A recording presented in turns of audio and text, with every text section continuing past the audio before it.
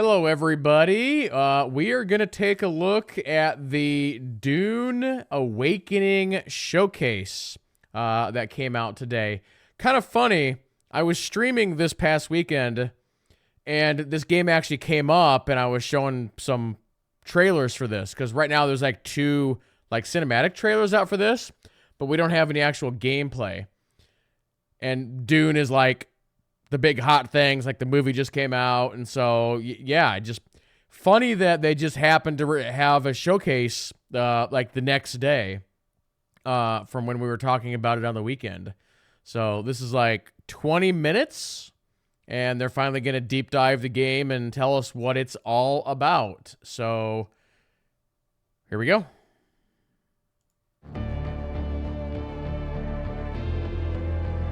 We do know that this is an open world survival MMO, but beyond that, don't know.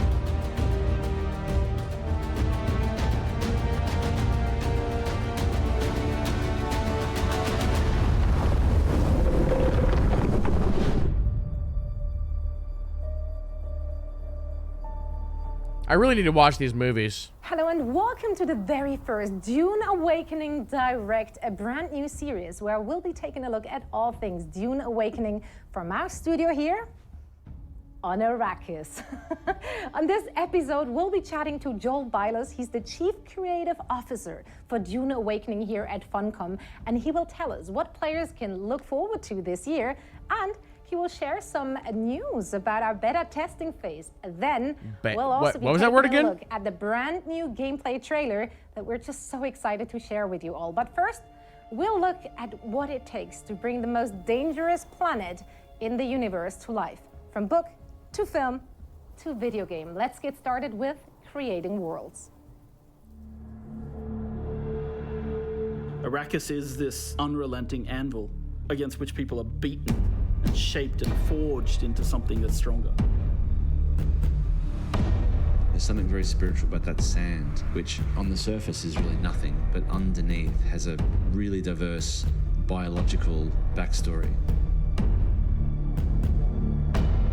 One of my favorite lines from Frank Herbert is, oh, they're using Unreal Engine 5.2 that doesn't stop. You just jam on the brakes and let the sparks fly into people's imagination. That means the game's gonna look real good.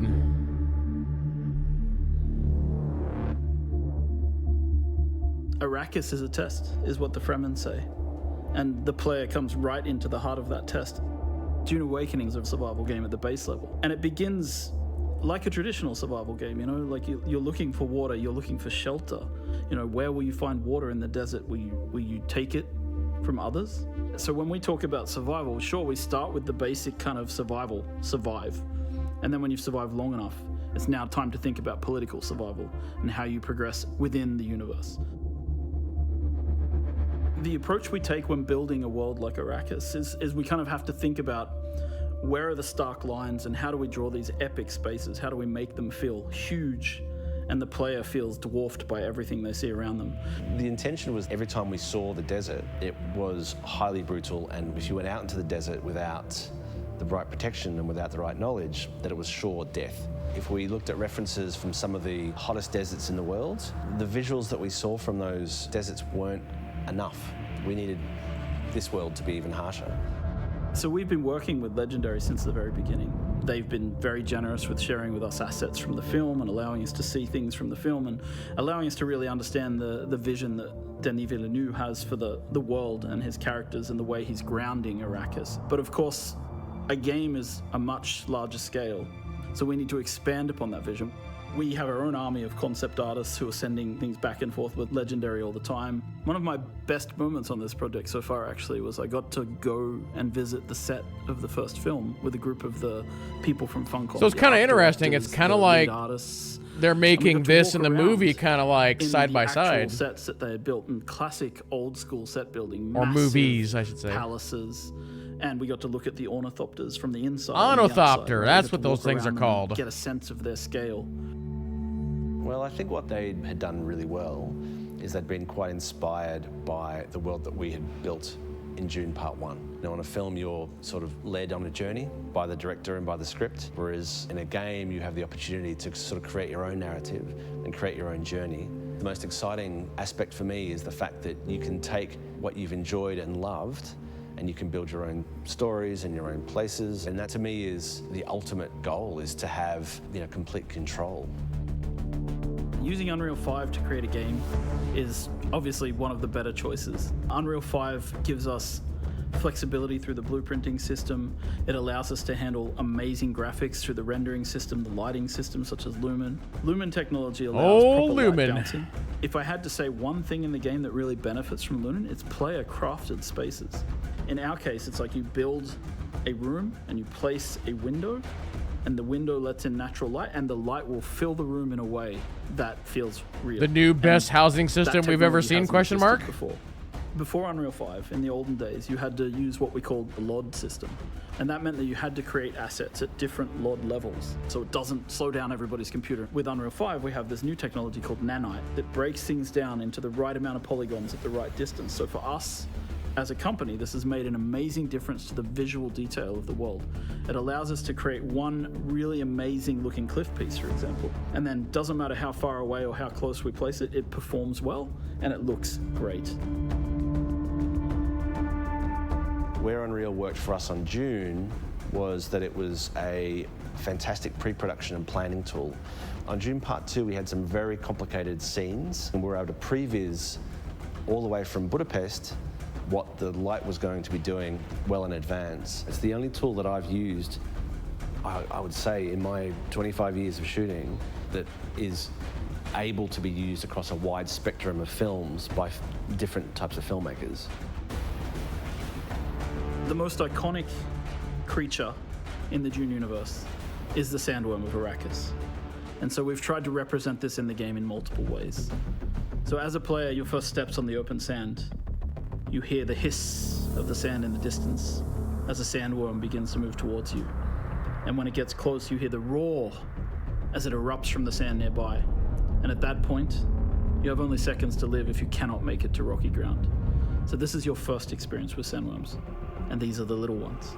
When you go into the deep desert, when you're harvesting spice, the giant ring-mouth sandworms that we've seen in the film will erupt underneath the spice blows and suck harvesters and equipment down into the sand beneath them. There's really only one rule.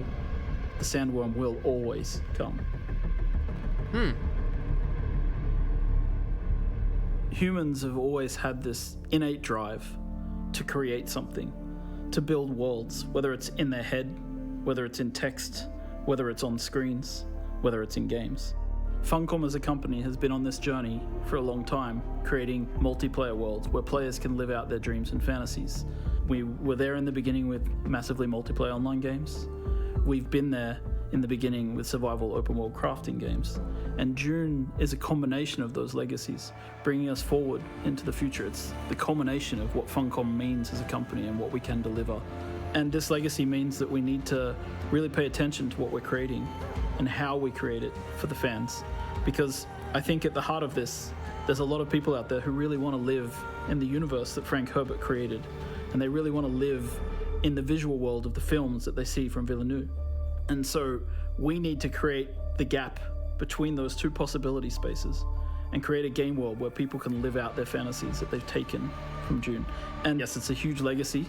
And it feels so far this presentation is doing its job. Like, I'm getting hyped for this. For everybody. This looks real good. Wow, that was great. Creating captivating visions on the big screen and the immersive world of games, of course, both certainly come with their own unique set of challenges. And I think it's very clear that both mediums draw deeply from the seminal book that started it all. Now, of course, Villeneuve's movies have mesmerized the audiences with their adaptation of Frank Herbert's masterpiece. It's been showcasing the intricate politics, the very stunning visuals, and the harsh desert of Arrakis. And now, as we venture into the game, the challenges of bringing this rich universe to life really takes on new forms. So, here to share this exciting process with us is Joel Biles, the Chief Creative Officer for Dune Awakening. Joel, welcome to the first ever show. Thank you very much for having me. It's exciting to be here. I am so excited that you're here because I get to pick your brain. I have so many questions and I want to dive straight into this. Dune Awakening is a survival MMO. 2 words everyone watching will be familiar with, but what's your take on that? What is a survival MMO? Sure. So survival games are obviously a genre of games about like building yourself up from the bottom and surviving. MMOs are more about social interaction and you know how players work together to achieve big goals. And we thought, why not combine the two? You know, why don't we create a game? Because most of the survival games that are out there, they kind of, you once you get to a certain point of survival, it kind of ends, and that's kind of where you've gotten to. But what we thought was like, the universe of Dune is a perfect place with these politics and this intrigue and there's machinations that happen. So let's get players hooked on the survival and then bring them into the political survival of the Dune universe. Let's break it down then and dive a little deeper, starting with the survival part. What are we surviving on Arrakis? What's out there? I mean, Literally worlds? everything. Yeah. Players? Sandstorms. What else? Other players. Yeah, so the player, I mean, obviously Arrakis is all about the heat and the water. So the player, first of all, needs to be searching for water. They need to stay out of the sun, stay in black shade during the daytime, travel by night. I love it. That's what the Fremen say, right? That's what the Kitan al-Gaib says it in the book, right?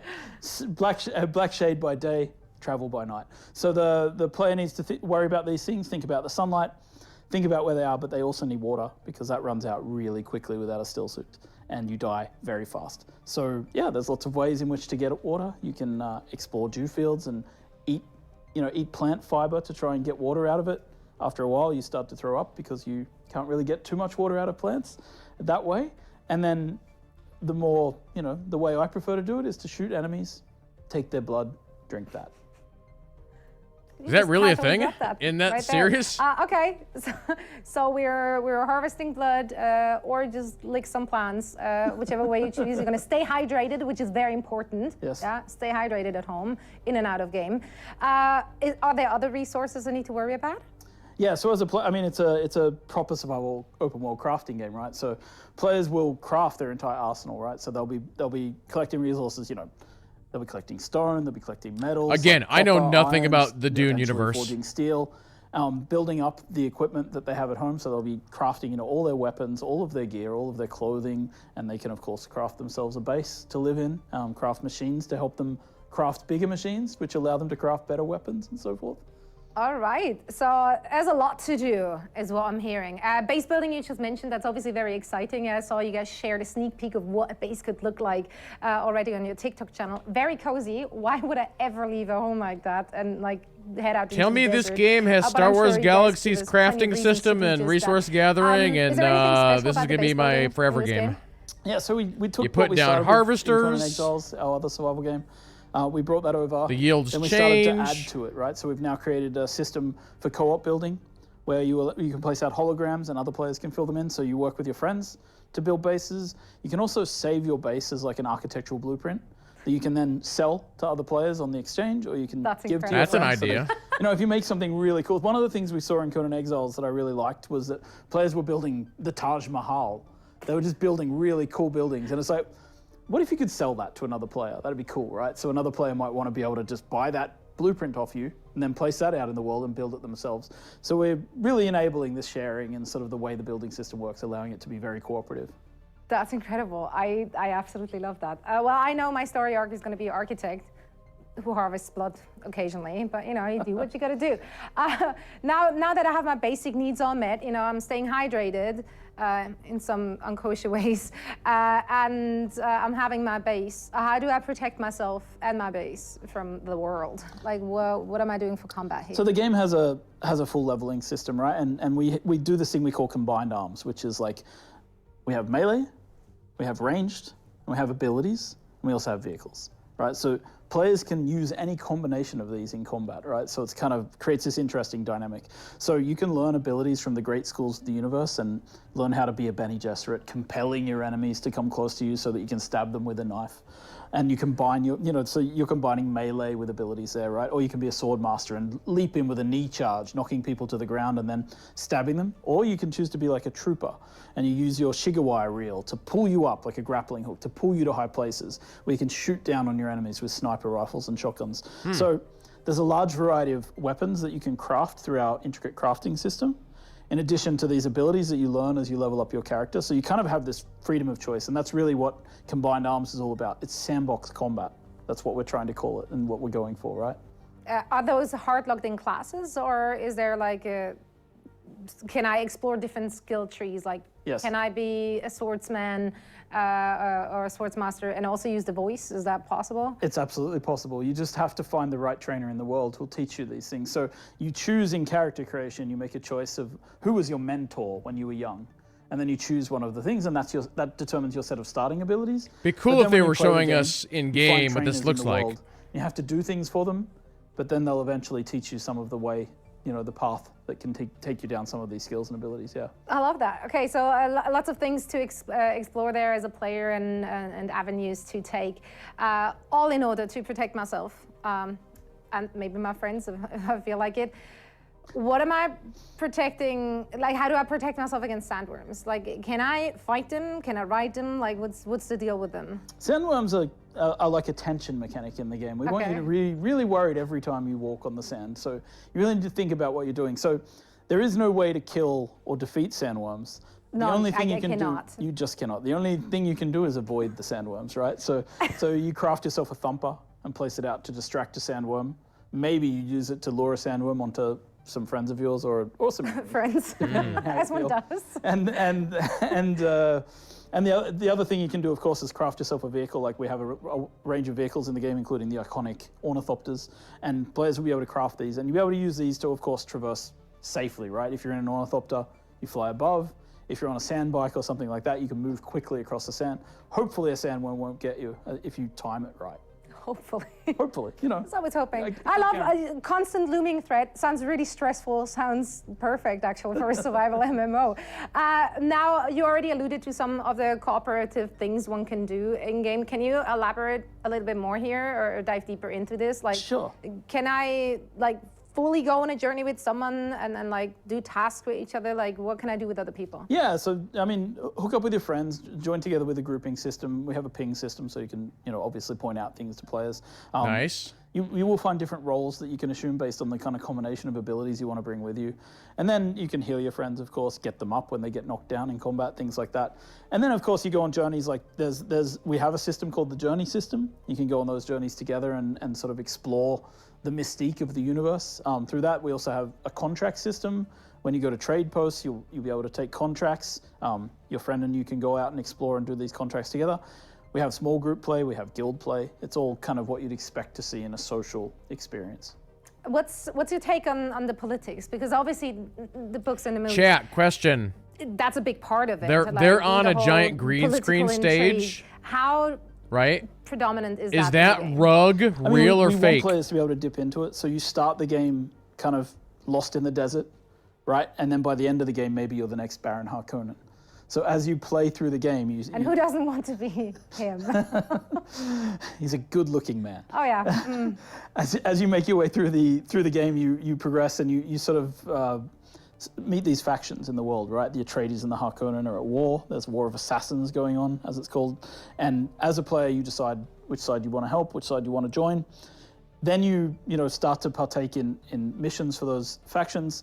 And eventually, you work your way up through the ranks of the factions, and maybe you take on a position of power as well. So the politics are, they're designed to actually encourage players to develop their own politics around the sandbox systems, right? So we have this Landsrad. The Landsrad will demand that players do certain things. The factions need to work together or against each other to achieve these goals, right? So there's also this sandbox element to the politics. Which also then encourages co-op play or PvP play more. Co-op play or PvP play, yeah. Yeah, there's this this kind of idea that, when people have the same objective, but they're on opposite sides, it becomes a race between them to achieve that objective, and they'll do all sorts of dirty things to get to the top, right? Sounds about right. I'm just going to pause here for a second.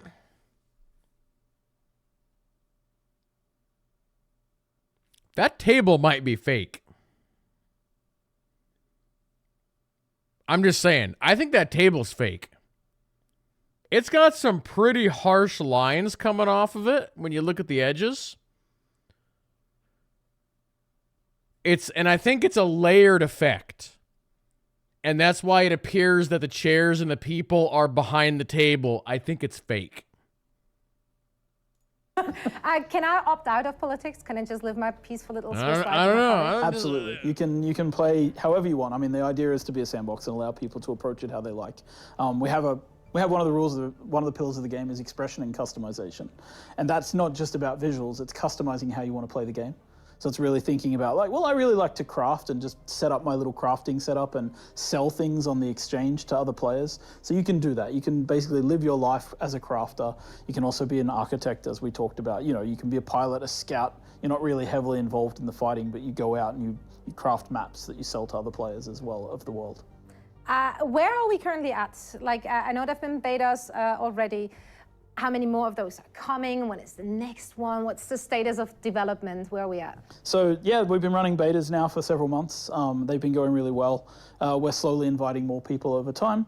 So the game, yeah, I mean, we're not going to rush it out the door. We're going to work with our community and our players, and we're going to try and make the game as good as it possibly can be. Takes as long as it takes, man. It takes as long as it takes, and you got to do it well. So yeah, so we're working with our community, and yeah, betas are continuing, right, all the way through launch, and we're going to keep increasing the number of people in those betas, helping us stress test, yelling at us because they get eaten by sandworms, all those kind of good things. I'll give you one more thing on why I think the table's fake. All right.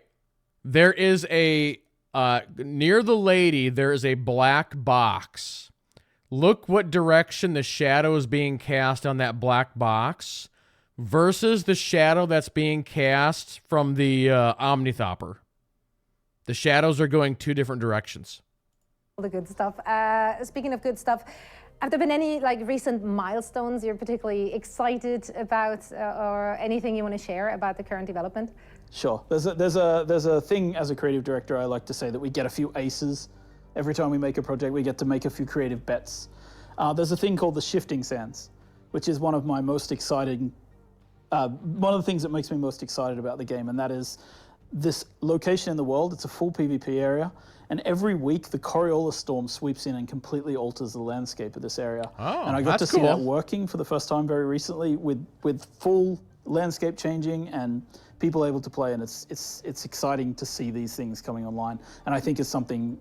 I don't think another MMO has done that. Can anybody in chat think of another game that's done that? Like, literally, like a PvP arena, let's say, literally changes based on weather, or it just changes it all.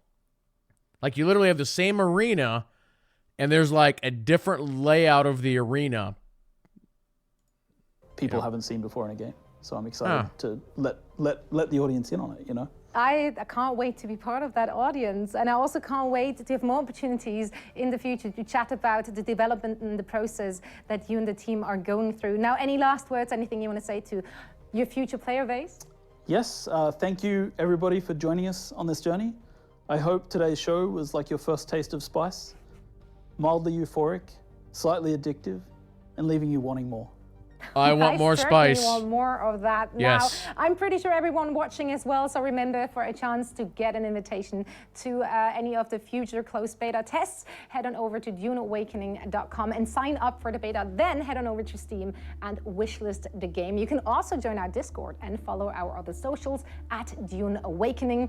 Also, of course, you can keep up to date on TikTok, Instagram, and YouTube, where we will be showcasing regular climbing too into the world of Dune Awakening. Now, here is the moment that I'm pretty sure everyone has been waiting for. Let's take a look at our brand new gameplay trailer for Dune Awakening. This is probably this is actually the first gameplay trailer, because the other two are cinematic trailers. Arrakis is a test. Few survive it.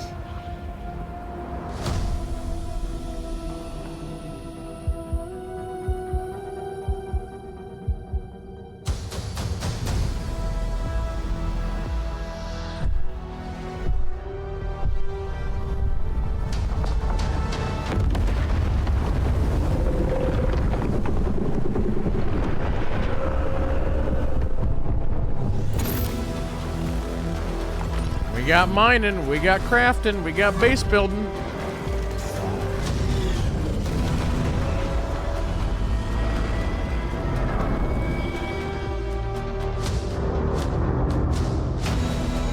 that ship.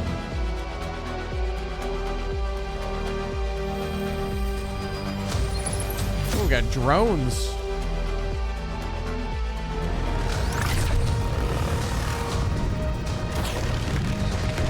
Oh, we got aerial combat.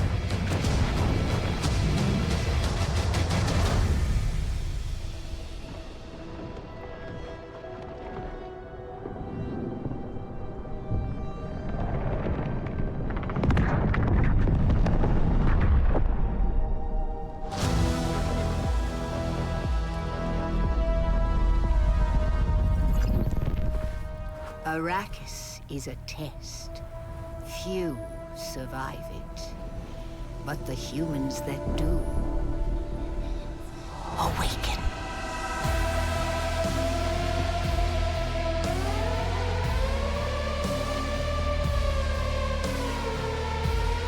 Cool.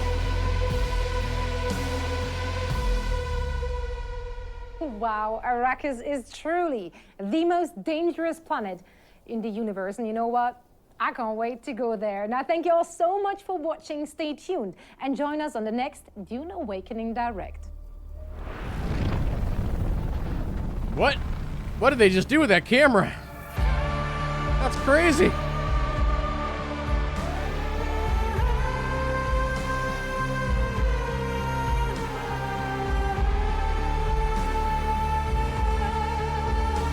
All right, we'll go ahead and yeah, I don't have too much to say about this. I would say it was a game that wasn't really on my radar, and now it definitely is. I thought everything that they showed there looked absolutely fantastic.